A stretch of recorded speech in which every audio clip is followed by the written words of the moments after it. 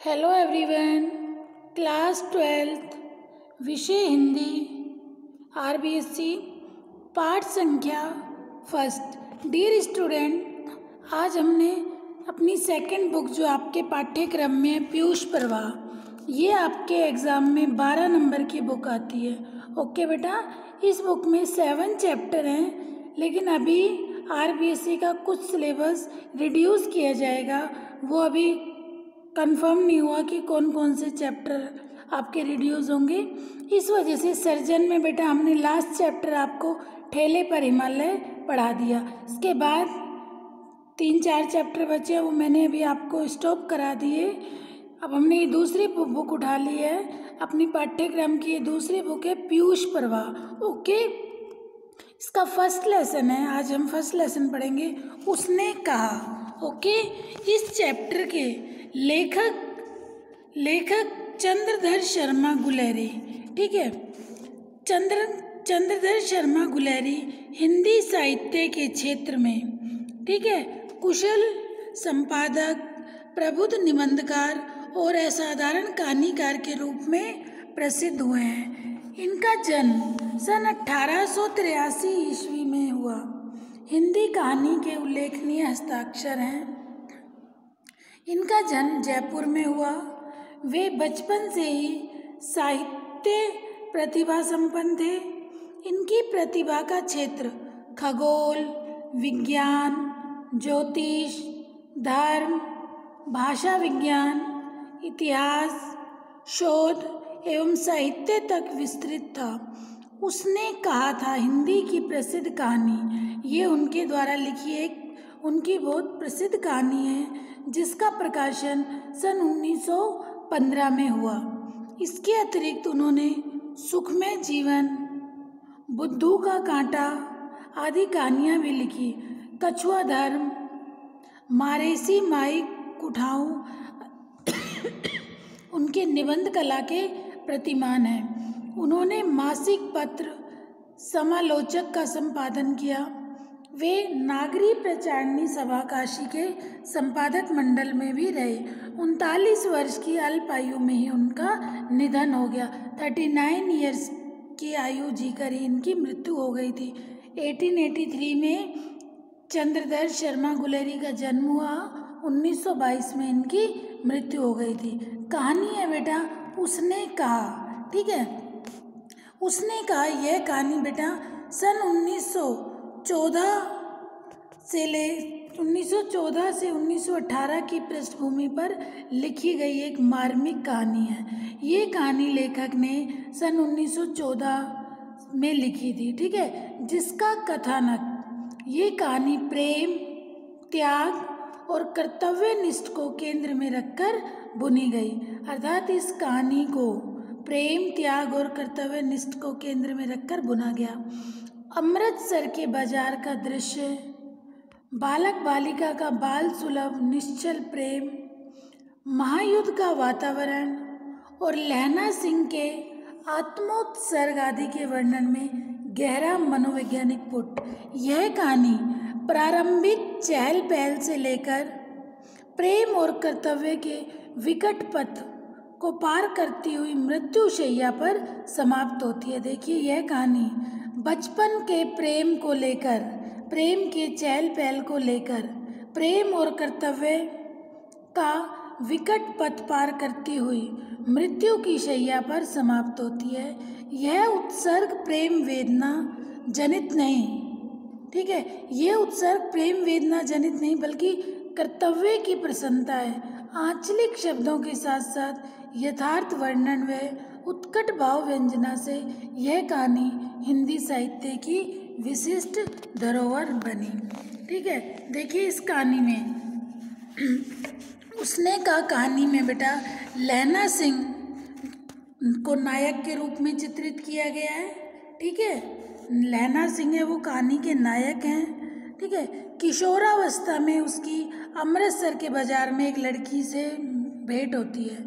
ठीक है, जब वो युवा होता है तो अमृतसर के बाजार में एक लड़की से मिलता है। वह उससे प्रेम करने लगता है और उससे एक दिन पूछने पर पता चलता है कि लड़की की तो सगाई हो गई, ठीक है। उस लड़की से प्रेम करने लग जाता है और एक दिन उससे पूछता है कि क्या तुम्हारी सगाई हो गई, शादी हो गई? तो लड़की बोलती है मेरी सगाई हो गई है। तब उसे मालूम हुआ कि मानो उसका कुछ खो गया हो। वह बहुत समय तक असंतुलित और खोया खोया रहने लगा, क्योंकि वो उस लड़की से बहुत ज़्यादा प्रेम करता था। अंत में वो फौज में भर्ती हो जाता है, लहना सिंह, ठीक है। फौज में भर्ती हो जाने पर उसी जिस लड़की से वो प्रेम करता था, जो लड़की बेटा उसे अमृतसर के बाज़ार में मिली थी, ठीक है, उस किशोरी प्रेमिका को अपने सूबेदार की पत्नी के रूप में पाता है, ठीक है। उनका जो सूबेदार है उसकी पत्नी कौन होती है? वही प्रेमिका जिससे वो प्यार करता है। और सूबेदारनी द्वारा अपने पति और पुत्र की रक्षा की भीख मांगने पर लहना उनके, देखिए जब ये सूबेदार की पत्नी होती है, ठीक है, और जब ये लड़की जब लहना सिंह से युद्ध में अपने पति और पुत्र की रक्षा के लिए भीख मांगने पर लहना उसके पति और पुत्र की रक्षा का वचन देते हैं कि कुछ भी होगा मैं इन्हें मरने नहीं दूंगा, और अंत तक अपनी जान पर खेलकर वो उसके पुत्र और पति को बचाते हैं। इस प्रकार ये कहानी, पूरी कहानी आदर्श प्रेम की व्यंजना करती है, ठीक है। तभी कहा गया है यह कहानी प्रेम वेदना जनित नहीं बल्कि कर्तव्य की प्रसन्नता है। और ये कहानी निश्चल प्रेम, ठीक है, निश्चल प्रेम पर आधारित है। ओके बेटा, अब ये हम स्टार्ट कर रहे हैं। ये मैंने आपको शॉर्ट में बता दी कि इसमें क्या है। बड़े बड़े शहरों के, देखिए स्टार्टिंग में अमृतसर की सड़कों का दृश्य है। अमृतसर की सड़कों के बारे में बताया गया। अमृतसर का बाजार जो है वो चहल पहल युक्त है। बड़े बड़े शहरों के इक्के गाड़ी वालों की जबान के कोड़ों से जिनकी पीठ छिल गई है और कान पक गए हैं, उनसे हमारी प्रार्थना है कि अमृतसर के बम्बू कोट वालों की बोली का मरहम लगाएं। जब बड़े बड़े शहरों की चौड़ी सड़कों पर घोड़ों की पीठ चाबुक से धुनते हुए कभी राह चलते पैदलों की आंखों के न होने पर तरस खाते हैं, कभी उनके पैरों की उंगलियों के पोरों को चीरकर अपने ही को सताया हुआ बताते हैं, और संसार भर की ग्लानि, निराशा और शोक के अवतार बने नाक की सीध में चले जाते हैं, तब अमृतसर उनकी बिरादरी वाले तंग चक्करदार गलियों में हर एक लट्ठी वाले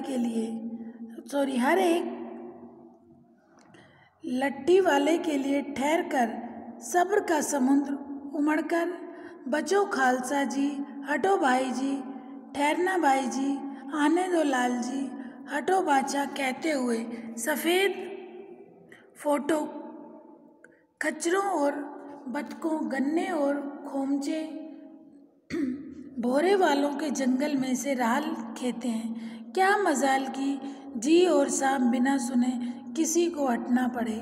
यह बात नहीं कि उनकी जीभ चलती ही नहीं, चलती है, पर मीठी छुरी की तरह महीन मार करती हुई।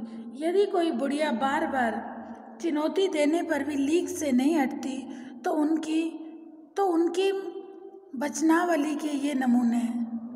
हर्जा जीणे जोगणी, हर्जा कर्मा वालिए, हर्जा पूता प्यारी, बच जा लंबी उम्रा वाली।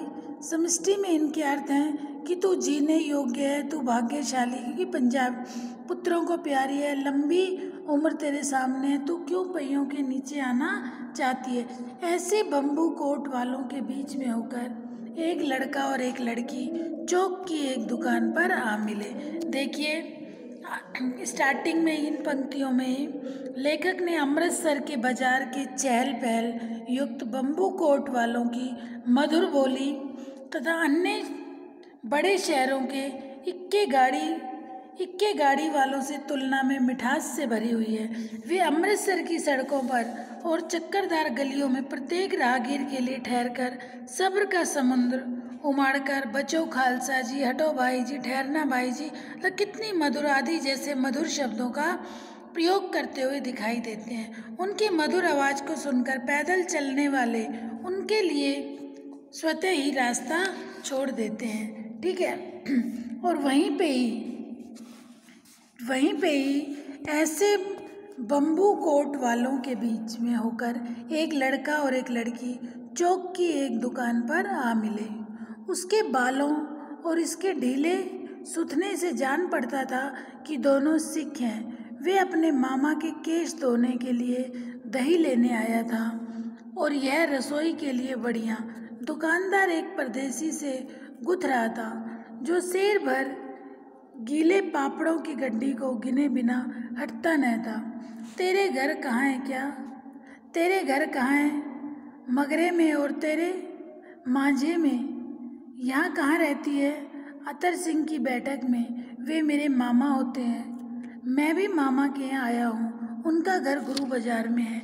इतने में दुकानदार निपटा और इनका सौदा देने लगा। किनका? देखिए, प्रथम प्रसंग में लड़का लड़की बालक लहना सिंह अमृतसर के बाजार में अचानक, बालक का नाम क्या? लहना सिंह, ठीक है, एक बालिका को तांगे के नीचे आ जाने से बचा लेते हैं। यहीं से इन दोनों का परिचय आरंभ होता है। दोनों प्राय बाजार में मिल जाया करते हैं। बालिका अत्यंत भोली भाली है, ठीक है।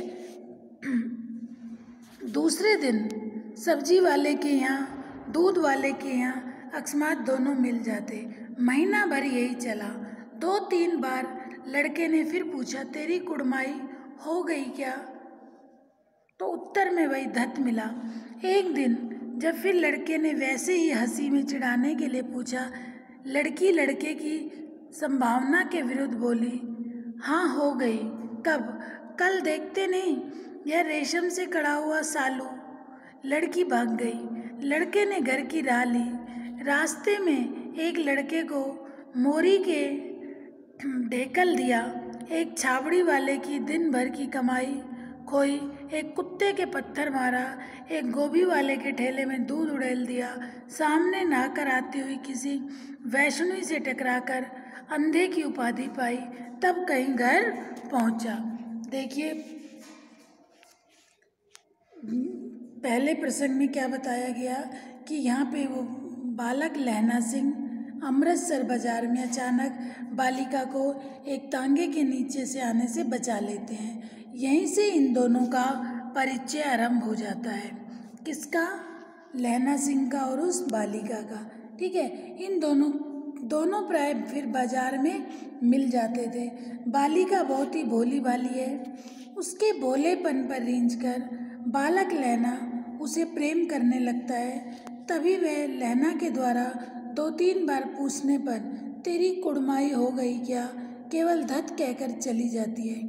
एक दिन जब लहना ने वैसे ही मजाक करने के लिए उससे यही बात पूछी, बेटा पंजाबी में कुड़माई कहते हैं शादी, ठीक है, तेरी कुड़माई हो गई क्या।